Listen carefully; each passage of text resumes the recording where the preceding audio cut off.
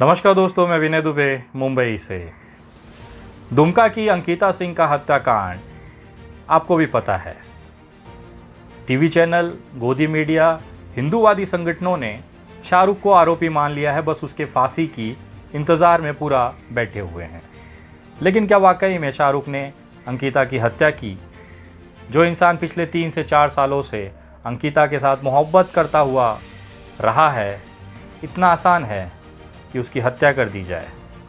क्या ऐसा हो सकता है कि दोनों के बीच में ब्रेकअप हुआ हो, तीसरे की एंट्री हुई हो, इसके गुस्से को देखते हुए शाहरुख ने पेट्रोल डालकर अंकिता की हत्या कर दी?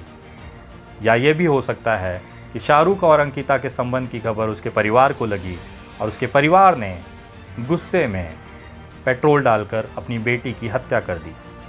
लेकिन सवाल ये उठता है कि मरती हुई अंकिता ने जो स्टेटमेंट दिया वो कितना सही है या गलत है, क्योंकि हर स्टेटमेंट में जो बातें कही गई हैं वो कहीं ना कहीं वास्तविकता से कोसों दूर है। मैं ये बातें क्यों कह रहा हूँ, अगले कुछ मिनटों में आप ये वीडियो में देखेंगे और आपका दिमाग सुन्न हो जाएगा, क्योंकि ये हत्या की जो पहेली है बहुत ही रहस्यमय है।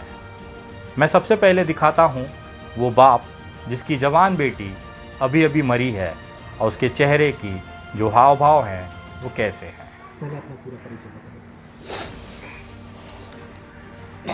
क्या सर, वो उसकी सिस्टर है। छोटी बहन थी आपकी? हाँ सर। क्या क्या हुआ था, थोड़ा सा बताइए ना घटना बारे में। सर, एक शाहरुख नाम का लड़का है, उसको रोज़ फोर्स करता था बात करने के लिए और उसको परेशान करता था 10-15 दिन से। तो उसको मना की तो उसको धमकी दिया कि हम तुम्हें मार देंगे। तो ये वो पिता है 4 बजे सुबह खिड़की से आके जो पेट्रोल छींट के कुछ घंटे पहले अपनी जवान बेटी को जलकर मरते हुए देखा, इन्हीं के हाथों में दम तोड़ते हुए देखा। लेकिन चेहरे पर एक शिकन तक नहीं। तो अचानक उठ के पापा गुटखा से इतना प्यार है कि चैनल और मीडिया के बूम्स लगे होने के बाद बाइट देते समय भी इन्हें कोई भी एहसास नहीं है कि अगर कोई देखेगा तो क्या सोचेगा। इनसे आप अगर कहीं ना कहीं इनके चेहरे पर अगर आप जो एक सामान्यता देख रहे हैं वो दिखाता है कि क्या ये हत्याकांड संजीव सिंह यानी कि अंकिता के पिता ने किया है।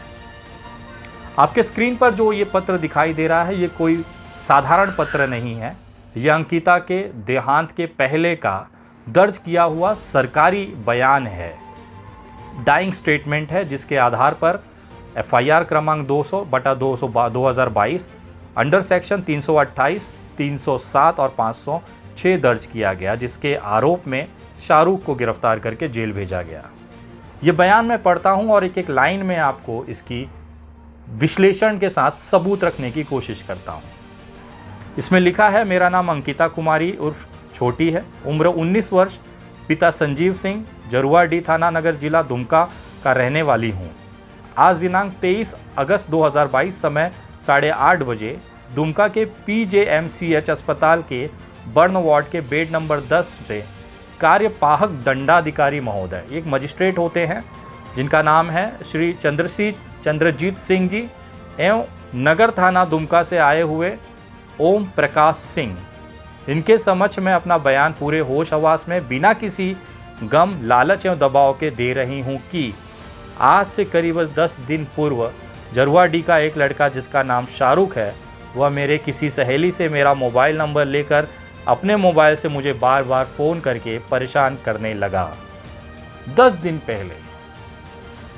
ये बात यहाँ पर सवाल पैदा करती है, क्या अंकिता और शाहरुख एक दूसरे से केवल 10 दिन पहले जानते थे? अगर 10 दिन जब पहले जानते थे तो एक हमारे यूट्यूब भाई जो समाचार चैनल चलाते हैं देसी तंत्र और रिपब्लिक नेशन, रंजीत कुमार और दीपक कुमार ने एक स्टिंग ऑपरेशन अंकिता के घर से किया। वहाँ से उनके पास ये मोबाइल का बिल मिला। उनके पास स्टिंग ऑपरेशन में जो मोबाइल बिल आपकी स्क्रीन पे दिखाई दे रही है ये दुमका के दुर्गा टेलीकॉम की है। 20 जुलाई 2021 को ये मोबाइल खरीदा गया। जिसने खरीदा उसका नाम है आनंद कुमार यादव। रियलमी का C11 ये फ़ोन है जिसकी टोटल कीमत 7,500 रुपये इसमें पड़ी थी।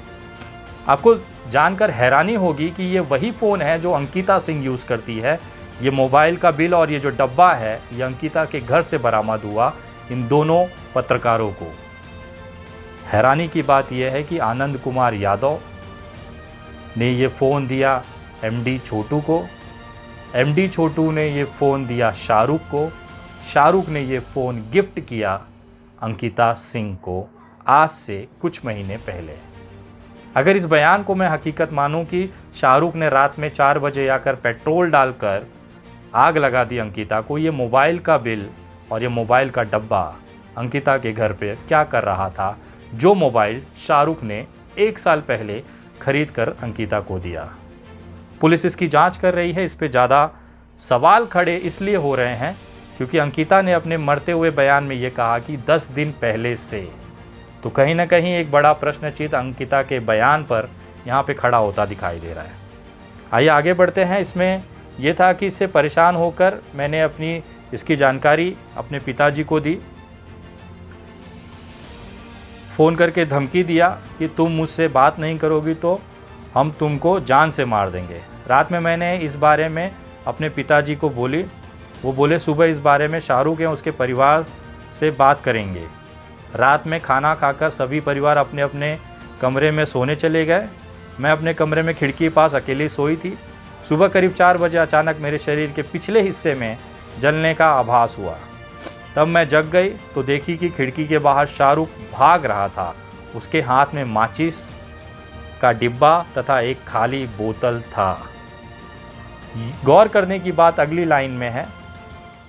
वह काला रंग का टी शर्ट एवं हाफ पैंट पहना हुआ भागता हुआ दिखाई दिया। काला रंग का टी शर्ट और हाफ पैंट। ये बयान अंकिता ने मरने से पहले डंडारी एक मजिस्ट्रेट के सामने दर्ज कराया हुआ है, जिसपे अंकिता के हस्ताक्षर हैं। आइए इनके पिताजी का एक स्टेटमेंट मैं दिखाता हूं, जिसमें शाहरुख के टी शर्ट का कलर पे गौर करिएगा। अंकिता के बयान के हिसाब से काला रंग का टी शर्ट था। हटाई, ठंडा लगा होगा, लगा उठाई, तब तक उधर माचिस मार दिया। लेकिन लाल टी शर्ट में शाहरुख भाग रहा था।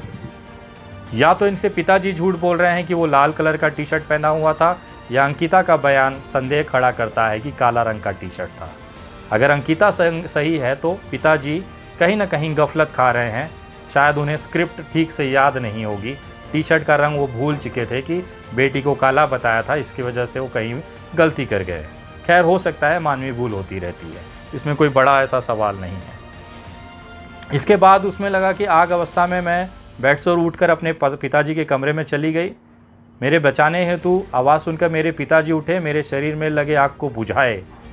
इस बेटी का आग पिताजी ने बुझाया जो पेट्रोल से जली हुई थी, लेकिन पिताजी के हाथ पर कोई भी जलने के निशान आज तक कोई मीडिया चैनल नहीं दिखा पाया। इसके बाद मेरे पिताजी ने पड़ोसियों के मदद से मुझे दुमका अस्पताल इलाज के लिए ले गए।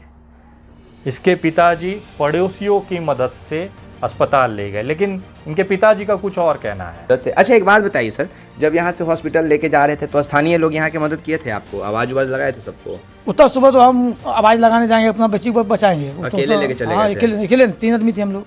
अच्छा, 3 और दादाजी भी? नहीं, मेरे बेटी, मेरा दामाद, हम। इनके पिताजी का कहना है कि कोई पड़ोसी को इन्होंने मदद नहीं ली। ये इनके दामाद और इनकी बेटी जली हुई अंकिता को लेकर अस्पताल पहुंचे। यहाँ पर ये दूसरा तीसरा सवाल खड़ा हो रहा है कि अंकिता सिंह सही कह रही है कि इनके पिताजी। उसके बाद में इस बच्ची के उम्र का सवाल उठता है। सरकारी रिकॉर्ड के हिसाब से, आप अगर ये स्क्रीन पे आप देख रहे होंगे, इसी स्टेटमेंट का पिछला वाला हिस्सा है जिसमें उसने लिखा है, यही मेरा बयान है जिसे मैं पढ़कर, सुनकर, समझकर अपने परिजनों के समझ हस्ताक्षर कर रही हूँ। इसमें आप देखेंगे तो ये सर्कल में बनाया हुआ अंकिता का साइन है और उसके नीचे उनके पिताजी संजीव सिंह ने लिखकर डेट डाली है 23/8/22। तो ये इनके परिवार के सामने बयान दर्ज हुआ, जिसके हिसाब से ये 19 वर्ष की है। ये 19 वर्ष की कैसे है? एक वीडियो जब रिकॉर्ड किया जा रहा था बयान, तो उस समय वीडियो बनाया गया था। उसमें अधिकारी इससे पूछते हैं कि आपकी उम्र क्या है? क्या कहती है अंकिता, जरा सुनिएगा।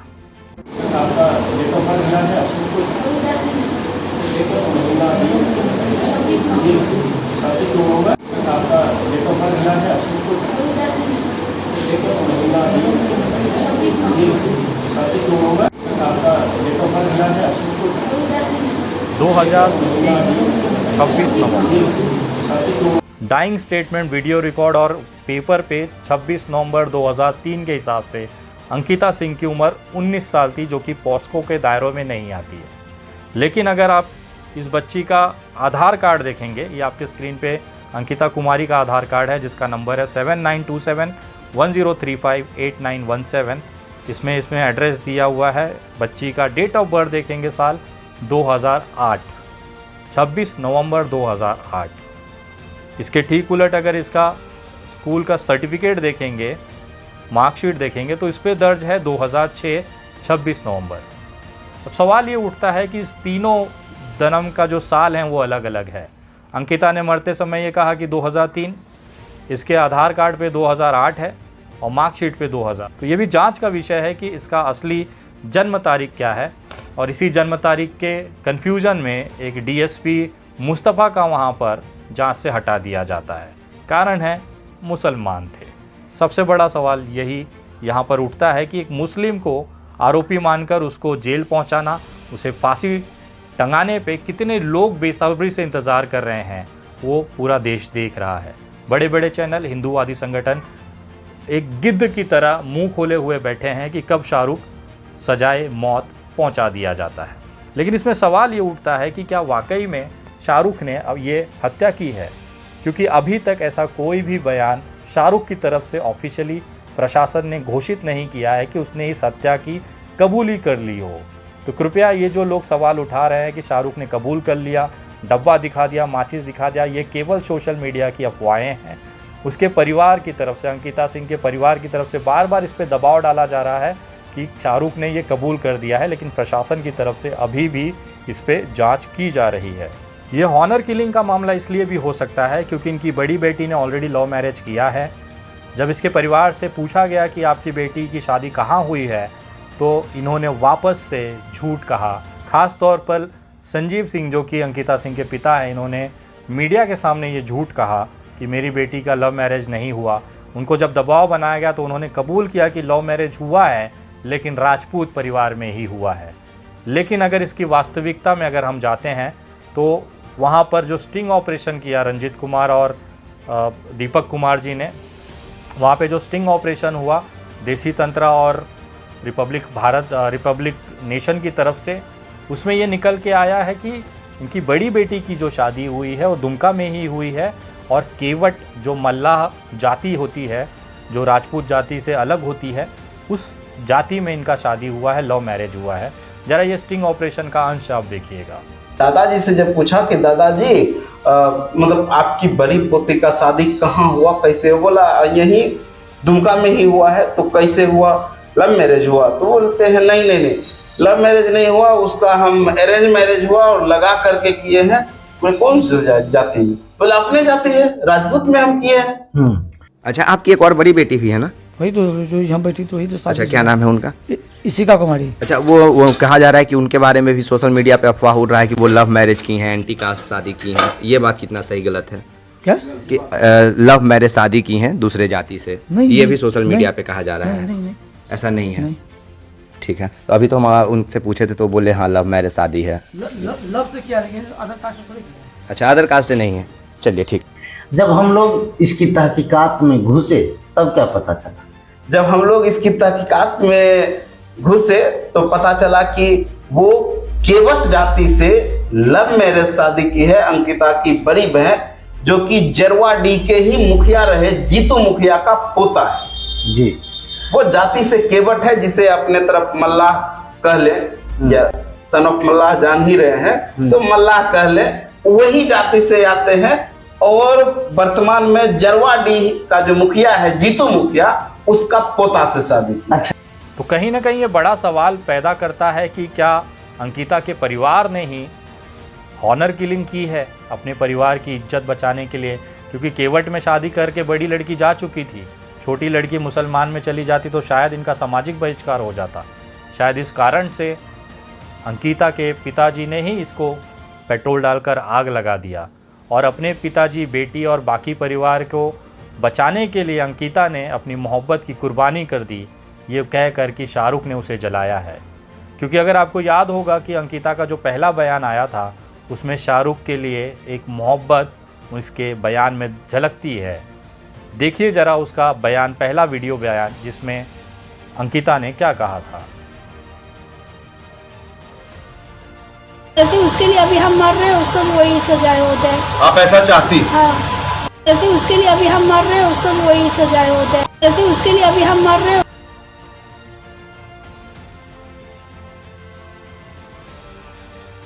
जैसे उसके लिए अभी हम मर रहे हैं उसको भी वही सजा हो जाए। आप ऐसा चाहती? हाँ।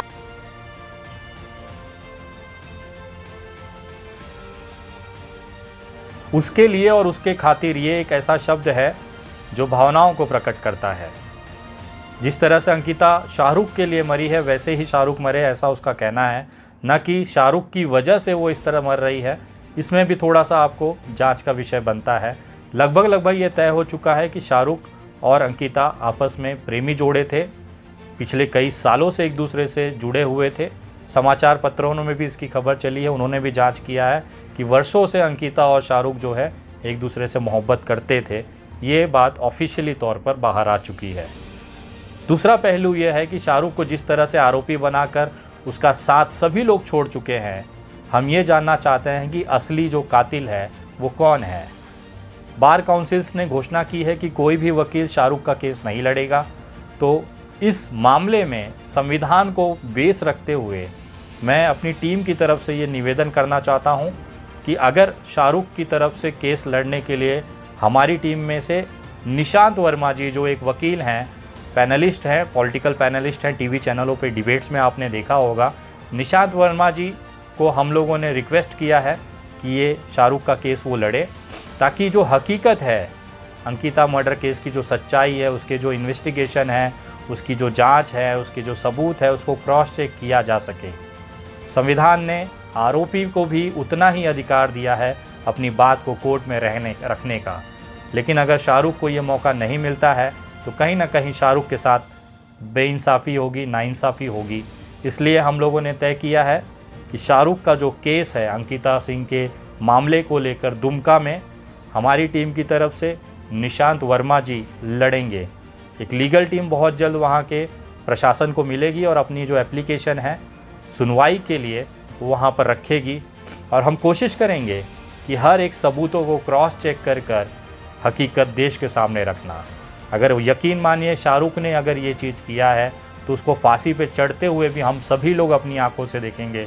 और अगर शाहरुख के अलावा इसके पिताजी या परिवार के किसी भी सदस्य ने ऑनर किलिंग के लिए अंकिता को मारा है तो यकीन मानिएगा वही सज़ा, वही इंसाफ इनके परिवार के साथ भी होगा। ये मैं दावे के साथ, विश्वास के साथ आपको कहता हूँ। मैं वादा करता हूँ कि जितना भी अपनी तरफ से हो सकेगा एक निरपराध को सज़ा होने हम नहीं देंगे और आरोपी को हम किसी भी हालत में छोड़ेंगे नहीं। आप लोग जो मांग उठाते हैं अंकिता के हत्यारों को उस वैसी ही सज़ा मिलनी चाहिए, तो मैं वादा करता हूँ उसके हत्यारों को वैसी ही सज़ा मिलेगी जैसा ये पूरा देश चाहता है। लेकिन सबसे बड़ा सवाल ये है कि हत्यारा कौन है। जय हिंद, जय महाराष्ट्र।